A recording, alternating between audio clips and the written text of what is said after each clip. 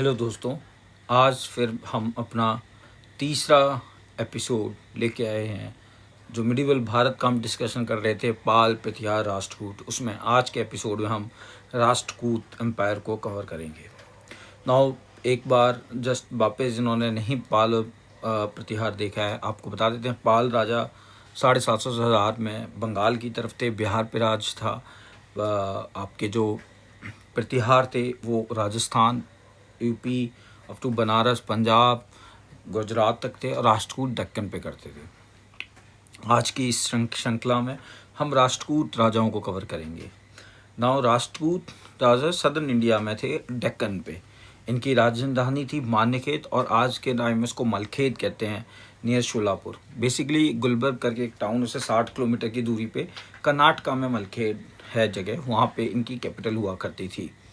और इनका पूरा महाराष्ट्र, कर्नाटका पर कब्जा था। ईस्ट में चालुक्य जो वेंगी था, आंध्र प्रदेश आज का, साउथ में पल्लव थे, कांची के, पांड्या, मदुरई के, इनका पूरा कब्जा था वहाँ तक। इनका पहला राजा था दांती दुर्ग, जिसने राष्ट्रकूट एम्पायर की स्थापना की। दांती दुर्ग के बाद आया गोविंदा III।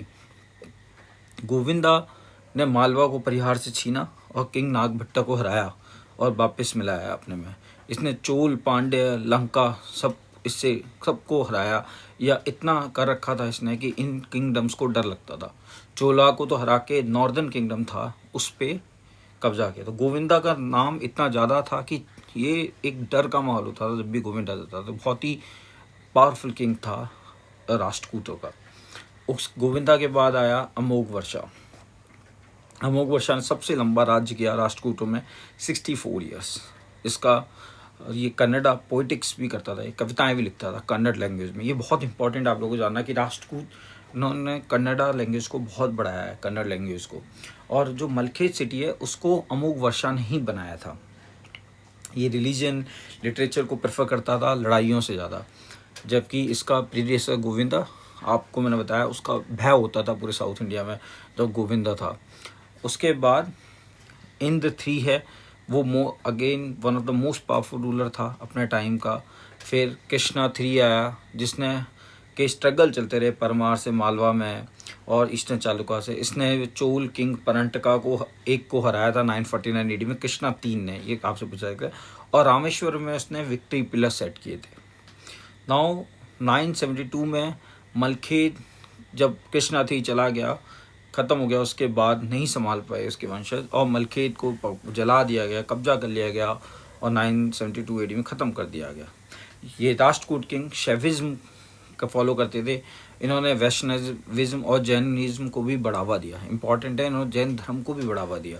एलोरा टेम्पल है जो मैं आपको दिखा रहा हूँ, ये प्योर रॉक कट है, कृष्णा प्रथम ने बनवाया था अपने टाइम में। और सबसे इम्पॉर्टेंट चीज़ क्या है कि राष्ट्रकूट के समय में मुस्लिम्स भारत में सेटल हुए। इन्होंने कई जगह दी मुस्लिम्स को सेटल होने के लिए, और उनके जो लीडर्स होते थे उनको चांस दिया। हर जगह का एक मुस्लिम कॉलोनी का लीडर था, इस टाइप का था। तो ये थे। जबकि अब जब मैंने आपको प्रतिहार पढ़ाया था तो आपको पता है अरबों को रोक के रखा हुआ था प्रतिहार वंश ने। वो बिजनेस करते थे बट उन्होंने अरबों को भारत में आने नहीं दिया।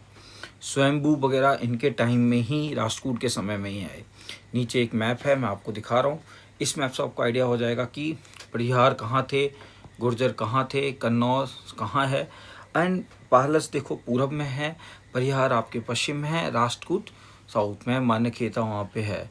और इन तीनों के बीच लड़ाई चलती है। तो मिडिवल इंडिया का जब भी नाम आएगा तो आपको राष्ट्रकूट, पाल और प्रतिहार को पढ़ना पड़ेगा। राष्ट्रकूट राजाओं के बारे में आपको पता रहना चाहिए कि दांती दुर्ग ने स्थापना की थी। गोविंदा इनका पहला बहुत बड़ा राजा था।